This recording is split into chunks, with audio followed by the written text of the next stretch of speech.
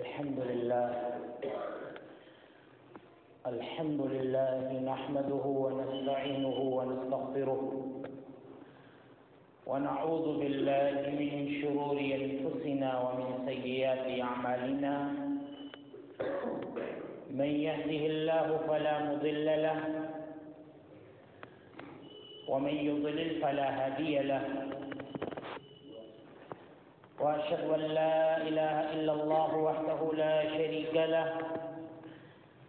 وأشهد أن محمدا عبده ورسوله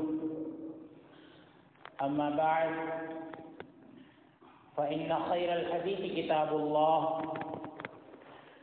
وخير الهدي هدي محمد صلى الله عليه وسلم وشر الأمور محدثاتها وكل محدثة بدعة وكل بدعة ضلالة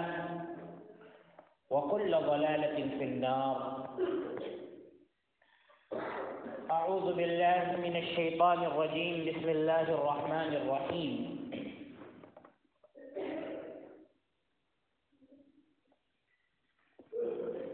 ومن يبتغي غير الإسلام دينا فلن يقبل منه وهو في الآخرة من الخاسرين.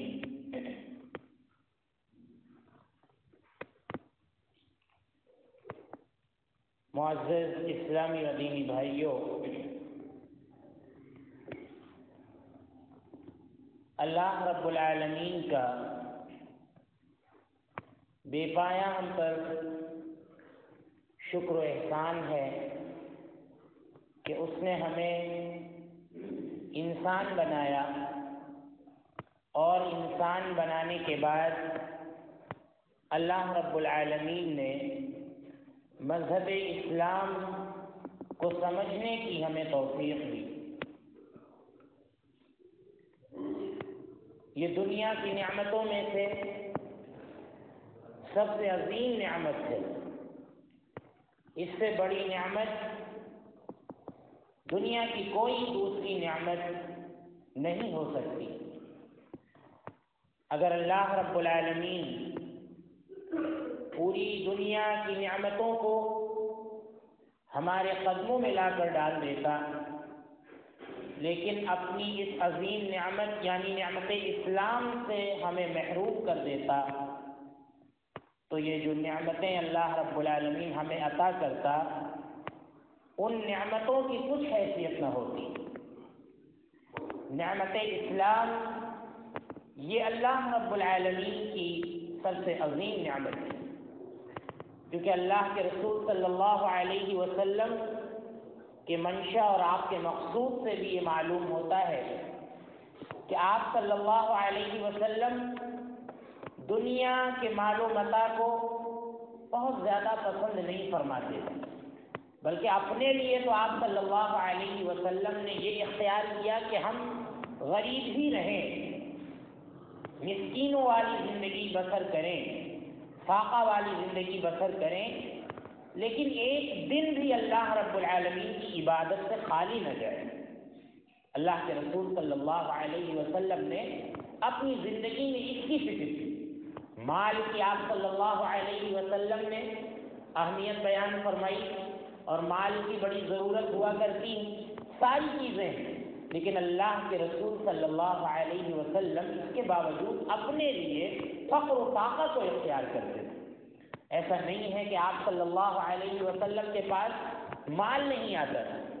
آپ صلی اللہ علیہ وسلم کے پاس مالوں کا انبار لگا رہتا تھا اور آپ چاہتے تو دنیا کے عظیم ترین انسان بن سکتے تھے. لیکن اللہ کے نبی صلی اللہ علیہ وسلم کا معاملہ یہ تھا کہ سارا مال لوگوں میں تقسیم کر دیا کرتے تھے، صحابہ اکرام میں تقسیم کر دیا کرتے تھے، اور خود اللہ کے رسول صلی اللہ علیہ وسلم بس اپنی ہڈیوں کو اور اپنی ریڑھ کی ہڈی کو سیدھا کرنے کے لیے اللہ کے نبی صلی اللہ علیہ وسلم چند لقمے تناول فرمایا کرتے تھے. لیکن معاملہ یہ تھا کہ اللہ کے نبی صلی اللہ علیہ وسلم رات رات بھر نعمت اسلام پر اللہ رب العالمین کا شکر ادا کرتے تھے. نعمت اسلام کے ساتھ اللہ رب العالمین نے نبی صلی اللہ علیہ وسلم کو دنیا کا عظیم ترین انسان بنایا. اس بات پر اللہ کے رسول صلی اللہ علیہ وسلم اللہ رب العالمین کی خوب عبادت کیا کرتے تھے. تو کہنے کا مطلب یہ ہے میرے بھائیوں کہ یہ جو اسلام کی نعمت اللہ رب العالمین نے ہمیں اور آپ کو عطا کی ہے، ہم اس پر اگر دنوں رات اللہ رب العالمین کے لیے سجدہ ریز رہیں اس نعمت کے شکر پر، تب بھی اللہ رب العالمین کا شکر ادا نہیں ہو سکتا. آیت کریمہ میں نے آپ کے سامنے تلاوت کی. خطبہ مصنونہ کے بعد اللہ تعالیٰ فرماتا ہے وَمَن يَبْتَغِ غَيْرَ الْإِسْلَامِ دِينًا فَلَن يُقْبَلَ مِنْهُ وَهُوَ فِي الْآخِرَةِ مِنَ الْخَاسِرِينَ کہ اسلام کو چھوڑ کر اگر کسی نے کوئی اور دین تلاش کیا، اس کے پیچھے لگا،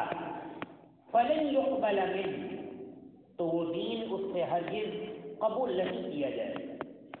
وَهُوَ فِي الْآخِرَةِ مِنَ الْخَاسِرِينَ اور ایسا شخص آخرت میں خسارہ اٹھانے والوں میں سے ہوگا. دنیا کا کوئی بھی مذہب ہو اسلام کے علاوہ اگر اس کے پیچھے کوئی لگا ہے تو اللہ رب العالمین کو ایسے مذہب کی، ایسے دین کی قطعاً حاجت نہیں ہے.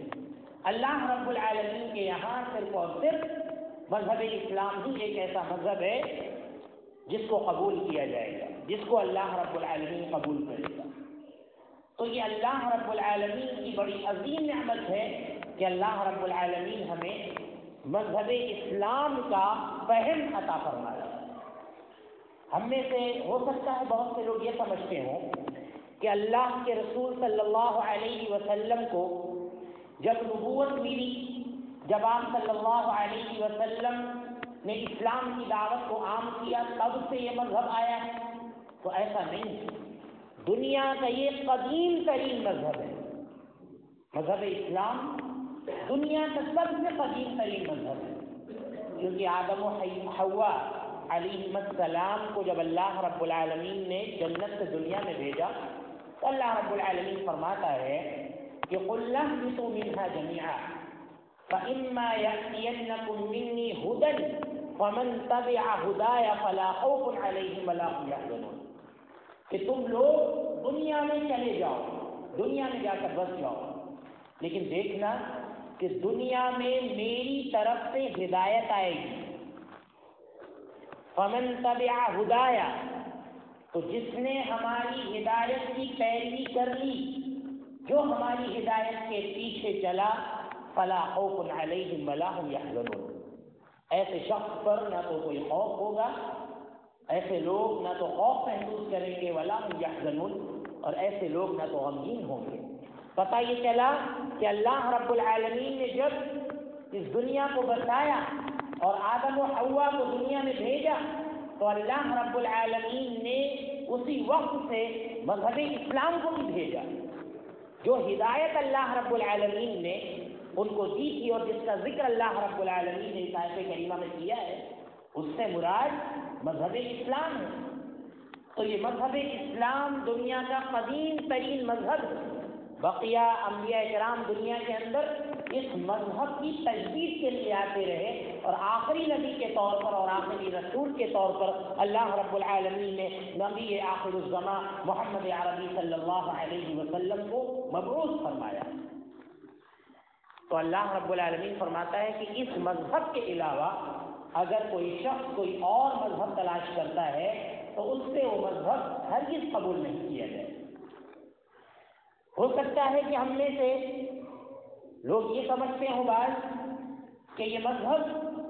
صرف مسلمانوں کا مذہب ہے اور دنیا کی دیگر قوموں کا مذہب نہیں ہے، یا یہ کہ دنیا کی جو دیگر اشیاء ہیں، انسان کے علاوہ جو چیزیں ہیں، ان کا یہ مذہب نہیں ہے. بلکہ قرآن کریم کی آیت جو اس آیت کریمہ سے پہلے ہے اس سے یہ پتہ چلتا ہے کہ کائنات کا ذرہ ذرہ اللہ رب العالمین کے حکم کا پابند ہے، یعنی مسلمان ہے. یہ بات الگ ہے کہ کچھ لوگ اس کو مجبوراً تسلیم کرتے ہیں اور کچھ لوگ اس کو مختارانہ طور پر تسلیم کرتے ہیں، جیسا کہ مسلمان. اللہ رب العالمین فرماتا ہے کہ افغیر دین اللہ یبغون وله اسلم من فی السماوات والارض طوعا وکرہا والیہ یرجعون۔ اللہ فرما رہا ہے کہ کیا یہ لوگ اسلام کو چھوڑ کر کوئی اور دین تلاش کر رہے ہیں، کوئی اور مذہب تلاش کر رہے ہیں؟ وَلَهُ أَسْلَمَ مَن فِي السَّمَاوَاتِ وَالْأَرْضِ، حالانکہ آسمان و زمین کی تمام چیزیں اللہ رب العالمین ہی کی فرما بردار ہے۔ یہ سب اللہ رب العالمین پر اسلام لائے ہیں۔ آسمان و زمین کی جتنی بھی چیزیں ہیں یہ سب اللہ رب العالمین کی فرما بردار ہے۔ اب ان میں سے اگر کسی نے مذہب اسلام کو قبول کر لیا ہے یا کوئی مسلمان ہے تو یہ مختارانہ طور پر یعنی اختیار کر کے اس نے اسلام کو پسند کیا ہے، جیسا کہ مسلمان ہے اور جو لوگ بھی مسلمان ہوتے ہیں، ورنہ اللہ رب العالمین کی حدوں سے کوئی باہر نہیں جا سکتا۔ چاہتے نہ چاہتے ہوئے دنیا کی تمام مخلوقات اللہ رب العالمین کے حکم کے تابع ہیں، اللہ رب العالمین کے حکم کے تابع ہیں۔ اللہ فرما رہا ہے کہ وَلَهُ أَسْلَمَ مَن فِي السَّمَاوَاتِ وَالْأَرْضِ، اللہ ہی کے فرما بردار ہیں سب، جو بھی آسمان میں ہے زمین میں ہے، طوعا وکرہا، چاہتے ہوئے یا نہ چاہتے ہوئے۔ چاہتے ہوئے جنہوں نے مذہب اسلام کو پسند کیا، مذہب اسلام پر ایمان لائے، مذہب اسلام کو تسلیم کیا، جیسا کہ کائنات کی تمام چیزیں اللہ رب العالمین کے فرما بردار ہیں۔ آیت کریمہ میں ایک آیت کریمہ میں اللہ رب العالمین نے یہاں تک بیان فرمایا کہ یہ سائے بھی اللہ رب العالمین کے لیے سجدہ ریز ہوتے ہیں، یہ سائے بھی اللہ رب العالمین کا سجدہ کرتے ہیں۔ تو کائنات کی تمام چیزیں اللہ رب العالمین کی فرما بردار ہیں، چاہتے ہوئے، طوعا وکرہا، چاہتے ہوئے وکرہا، نہ چاہتے ہوئے۔ اللہ رب العالمین فرماتا ہے وَإِلَيْهِ يُرْجَعُونَ، اور اسی کی طرف سب لوٹائے جائیں گے، سب اللہ رب العالمین کی طرف لوٹائے جائیں گے۔ دنیا میں جس نے مذہب اسلام کو تسلیم نہیں کیا، مذہب اسلام پر تان و تشنیع کرتا تھا، ایسے شخص کا انجام بھی اللہ ہی کی طرف ہے، وہ بھی اللہ رب العالمین کی طرف لوٹایا جائے گا۔ اور جس نے اس مذہب کو برضا و رغبت قبول کیا، ایسا شخص بھی اللہ رب العالمین کی طرف لوٹایا جائے گا۔ تو کائنات کی تمام چیزیں اللہ رب العالمین کی فرما بردار ہیں۔ اور آپ دیکھیں کائنات کا جو بھی بچہ پیدا ہوتا ہے، چاہے وہ کسی بھی گھر میں پیدا ہو، چاہے وہ مسلم گھرانے میں پیدا ہو یا غیر مسلم گھرانے میں پیدا ہو، اللہ کے نبی صلی اللہ علیہ وسلم نے فرمایا کہ وہ اپنی فطرت پر پیدا ہوتا ہے، وہ مذہب اسلام پر پیدا ہوتا ہے۔ اللہ کے نبی صلی اللہ علیہ وسلم فرماتے ہیں کل مولود یولد علی الفطرہ، کہ ہر بچہ فطرت پر پیدا ہوتا ہے، اور کس فطرت پر؟ فطرت اللہ التی فطر الناس علیہا،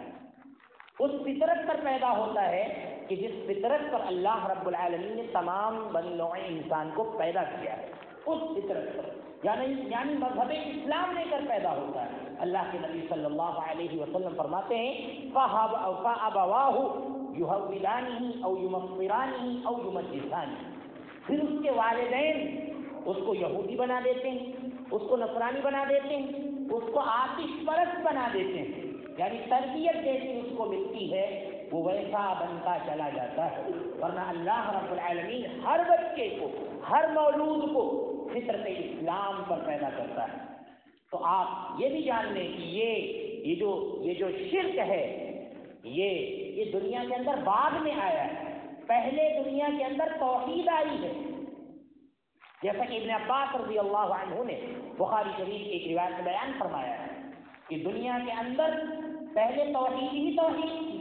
کئی قرن گزرنے کے بعد جب نوح علیہ السلام کی قوم میں بہت بعد میں آ کر شرک پیدا ہوا تو اللہ رب العالمین نے نوح علیہ السلام کو مبعوث فرمایا نبی اور رسول کی شکل میں، ورنہ اس سے پہلے دنیا میں توحید ہی توحید تھی۔ تو جس سے پتہ چلتا ہے کہ مذہب اسلام اصل ہے، توحید اصل ہے، توحید پہ قائم رہنا یہ اصل ہے، مذہب اسلام کو اختیار کرنا یہ اصل ہے۔ اللہ رب العالمین ایک آیت میں فرماتا ہے ان الذين كذبوا بآياتنا واستكبروا عنها لا تفتح لهم ابواب السماء ولا يدخلون الجنة حتى يلج الجمل في سم الخياط وكذلك نجزي المجرمين۔ اللہ فرماتا ہے کہ بے شک جنہوں نے ہماری آیتوں کو جھٹلایا واستکبروا عنہا اور ہماری آیتوں سے تکبر کیا، یعنی اسلام کو ذلیل کرنے کے در پر تھا اور اللہ رب العالمین کی آیات کا مذاق اڑاتا تھا، جیسا کہ آج بہت سے لوگ خود جو ہے پاکھنڈیوں کے مذہب پر چلنے والے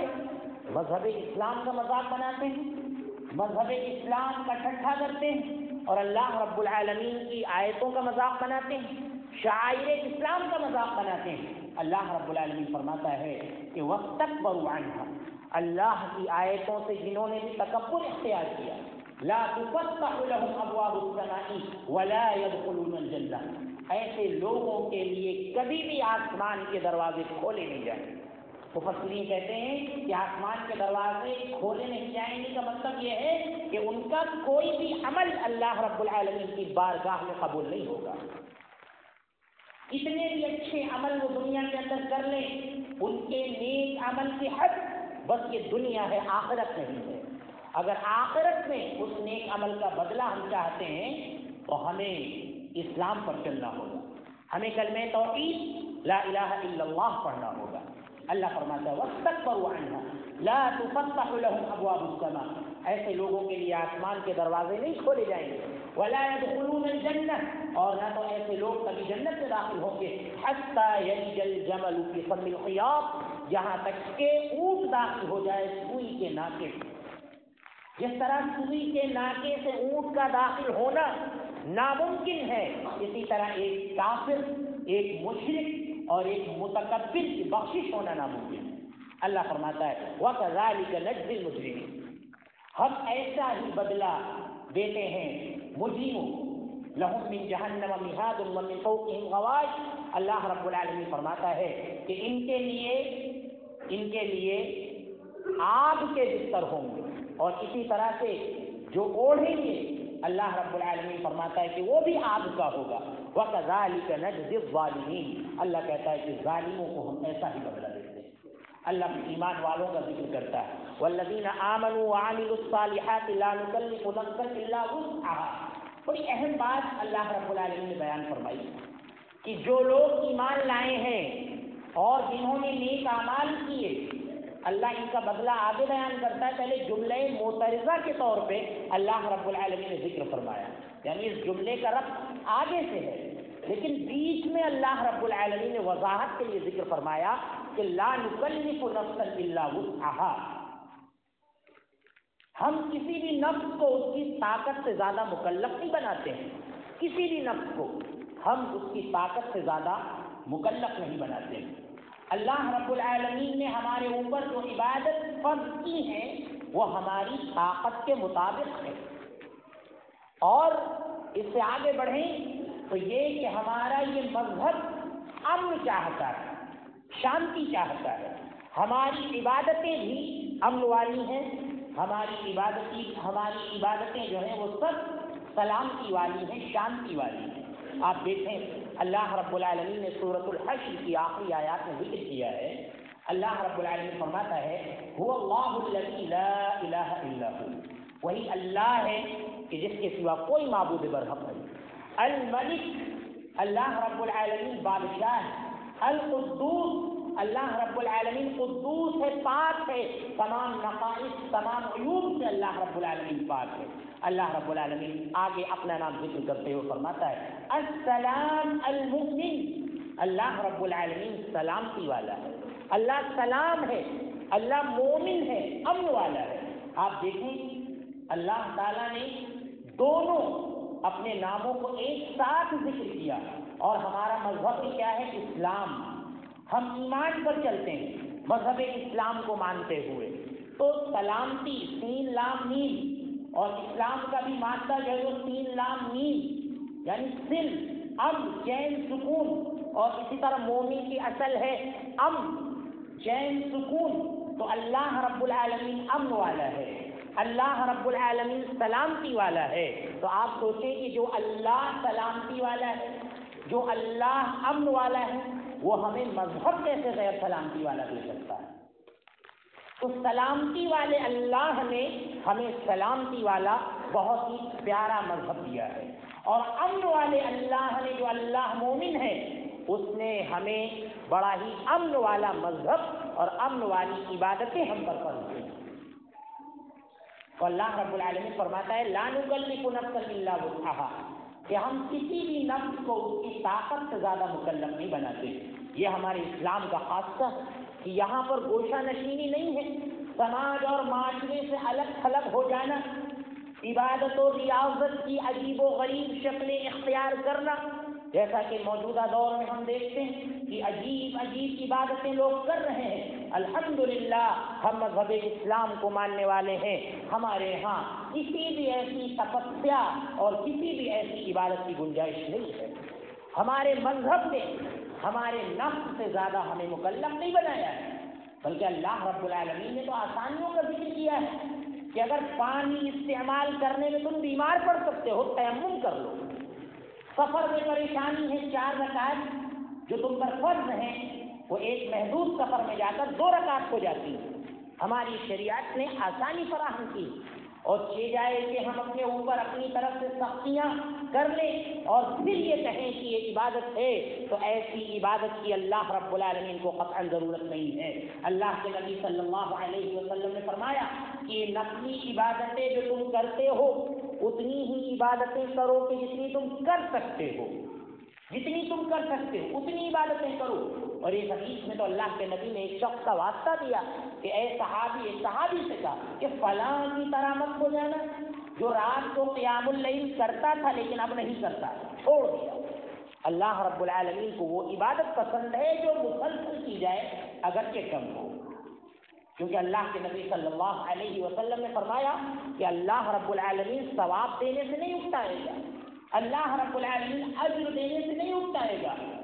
حتیٰ تملو، یہاں تک کہ تم اپنی عبادت سے اکتا جاؤ۔ ایسی عبادتیں اپنے اوپر فرض کرو، کیونکہ ایسی عبادتیں اللہ رب العالمین نے فرض ہی نہیں۔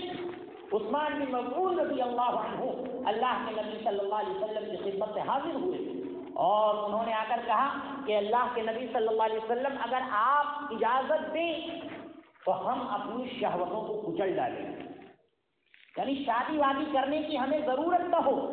اللہ کے نبی صلی اللہ علیہ وسلم نے تبتل، اس کو کہتے ہیں عربی میں، اس کو ناپسند کیا، اور اللہ کے نبی صلی اللہ علیہ وسلم نے صحابہ کرام کو اس کی اجازت نہیں دی۔ صحابہ کرام کہتے ہیں کہ اگر ہمیں اس کی اجازت مل جاتی تو ہم جو ہے دنیا سے الگ تھلگ ہو کر تبتل اختیار کر لیتے، گوشہ نشینی اختیار کر لیتے، کہیں کٹیا میں چلے جاتے۔ لیکن ہمارے مذہب میں رہبانیت نہیں،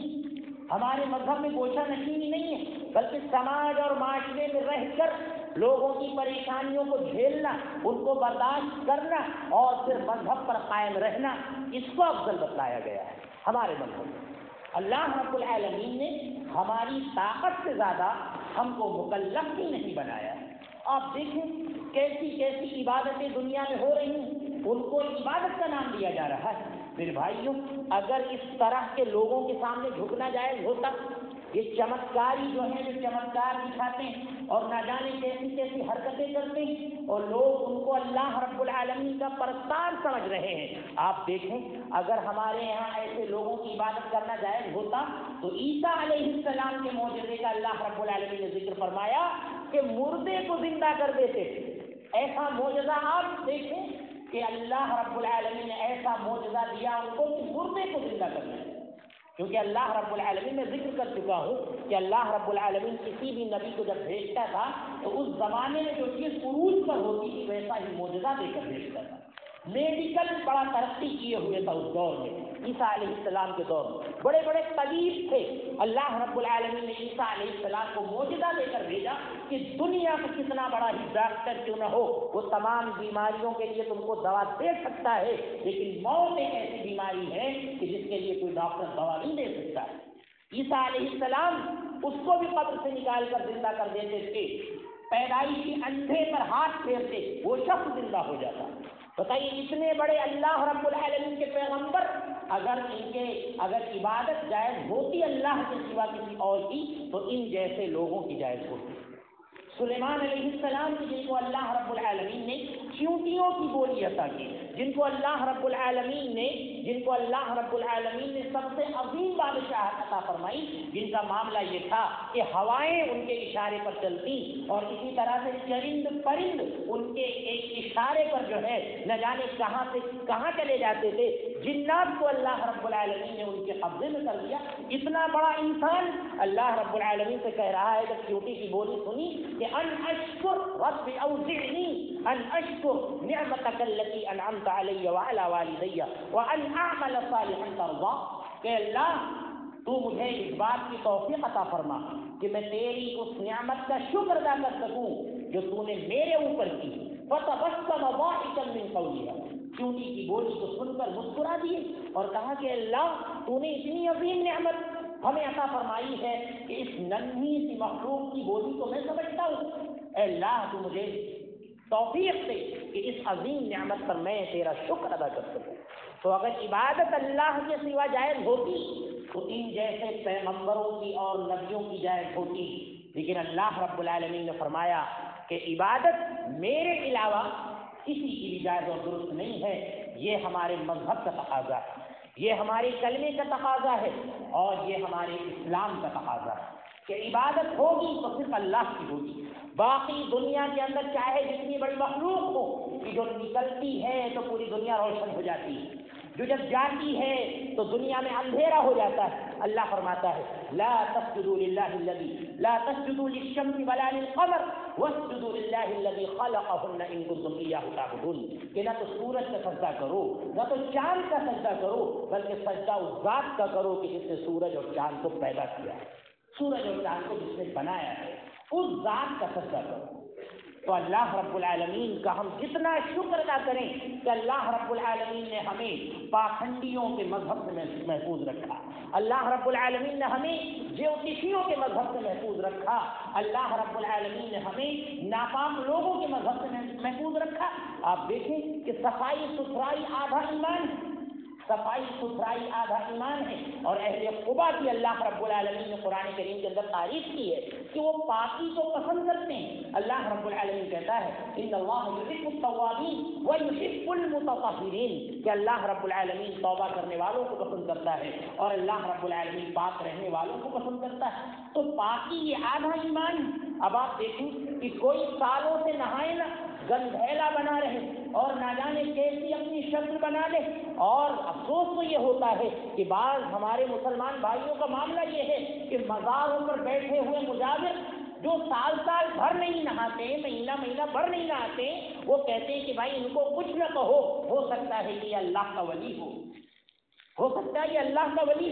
ایک گندا شخص جو پاکی کے قریب نہ جاتا ہو، ناپاک رہتا ہو اور سال بھر اور مہینے بھر سے اس نے نہایا نہ ہو، آپ اسے اللہ کا ولی تصور کرتے ہیں، جبکہ اللہ نے ولایت کا پیمانہ بیان کرتے ہوئے فرمایا کہ الذین آمنوا وکانوا یتقون، جو جتنا بڑا ایمان والا ہے وہ اتنا بڑا اللہ کا ولی ہے، اور جو جتنا اللہ رب العالمین سے ڈرتا ہے وہ اتنا اللہ رب العالمین کا، اتنا بڑا اللہ رب العالمین کا ولی ہے۔ تو اللہ رب العالمین فرماتا ہے کہ لا نکلف نفسا الا وسعها، کہ جو لوگ ایمان لائے ہیں، جنہوں نے نیک اعمال کیے ہیں، تو ایسے لوگوں پر ہم نے ان کی وسعت، ان کی طاقت سے زیادہ ہم نے بوجھ نہیں ڈالا ہے۔ اللہ فرماتا ہے اولئک اصحاب الجنہ، یہی لوگ جنت پہ جانے والے ہیں، ہم فیہا خالدون، اللہ رب العالمین ایسے لوگوں کو ہمیشگی کی جنت عطا فرمائے گا، ایسے لوگوں کو اللہ رب العالمین جنت میں داخل کرے گا۔ تو آپ دیکھیں میرے بھائیوں، اللہ رب العالمین کا شکر ادا کریں۔ جو مناظر دنیا میں ہم دیکھ رہے ہیں دوسرے لوگوں کے، آپ ان کو دیکھ کر اللہ رب العالمین کا شکر ادا کریں، اور مذہب اسلام کی آپ قدر کریں کہ جو حقیقی مذہب ہے، جو صحابہ کرام جس مذہب پر چلتے تھے، تابعین جس مذہب پر چلے، تابع تابعین جس مذہب پر چلے، ائمہ دین جس مذہب پر چلے، اس مذہب پر آپ چلیں اور اس مذہب کی آپ قدر کریں، اور قدر کریں اس بات کی کہ اللہ رب العالمین نے آپ کو شرک سے محفوظ رکھا، اللہ رب العالمین نے آپ کو کفر سے محفوظ رکھا، اللہ رب العالمین نے آپ کو قبر پرستی سے محفوظ رکھا، اللہ رب العالمین نے آپ کو اپنے ناموں میں ہیر پھیر سے محفوظ رکھا۔ رکھا, اللہ رب العالمین نے آپ کو اعتزال سے محفوظ رکھا, اللہ رب العالمین نے آپ کو ماتوریدیت اور اللہ رب العالمین نے آپ کو ارجا اور یہ سارے جو فاسد عقائد ہیں ان تمام چیزوں سے اللہ رب العالمین نے آپ کو محفوظ رکھا ہے. تو آپ اللہ رب العالمین کا شکر ادا کریں اور کوشش یہ کریں کہ مذہب اسلام میں پختہ ہوں, مذہب اسلام میں پختہ ہو, کیونکہ اتنی عظیم نعمت ملنے کے بعد بھی اگر ہمارے اندر پختگی نہ آئے, ہمارے اندر عقیدے کی خرابی ہو, ہم اللہ کو پہچان نہ پائیں, ہمارے اندر قبر پرستی پائی جاتی ہو اور آگے جا کر ہمارے یہاں نماز کی پابندی نہ ہو, اس مذہب کی قدر نہ ہو, ہمارے یہاں دیگر نیک اعمال کی قدر نہ ہو, تو ہم سمجھ لیں کہ ہم مذہب اسلام پر ہوتے ہوئے بھی ہم اس مذہب کی قدر نہیں کر رہے ہیں. دعا ہے کہ اللہ رب العالمین ہمیں ان باتوں کو سمجھنے کی اور ان پر عمل کرنے کی توفیق عطا فرمائے. اللہ رب العالمین ہمیں مذہب اسلام کی حقانیت کو سمجھ کر اس پر چلنے کی توفیق عطا فرمائے. اللہ تو ہمیں اس بات کی توفیق دے کہ ہم استقامت کے ساتھ تیرے دین پر ڈٹے رہیں اور تیرے دین کی خدمت کرتے رہیں. اے اللہ ہمارے درمیان سے شرک و بدعات کا خاتمہ فرما. اللہ جس بھائیوں نے دعا کی گزارش کی ہے اور جنہوں نے دعا کی گزارش نہیں کی ہے ان کی تمام جائز تمناؤں کو قبول فرما. اگر وہ بیمار ہیں تو انہیں شفا کاملہ عاجلہ عطا فرما. پچھلے خطبہ جمعہ میں بھی آپ کے سامنے اعلان کیا گیا تھا اور آج بھی میں اعلان کر رہا ہوں کہ مسجد میں جو ہے مرمت کا کام چل رہا ہے اور کافی دنوں تک یہ کام چلے گا اور کافی کام ہے اس کا, اور ایک پیٹی بھی باہر رکھی گئی ہے خصوصی چندے کی, آپ لوگ اس میں ڈال سکتے ہیں اپنا اپنا چندہ, اور مسجد میں ہمارے پاس ڈاکٹر صاحب کے پاس یا اسی طرح شیلو بھائی کے پاس اپنے چندہ جمع کر سکتے ہیں. آپ جو بھی لگائیں گے, آپ کے توسط سے جو بھی کام ہوگا اس مسجد میں, آپ عند اللہ معذور ہوں گے. اللہ رب العالمین ہم سب کو اس کی توفیق عطا فرمائے. وآخر دعوانا الحمد للہ.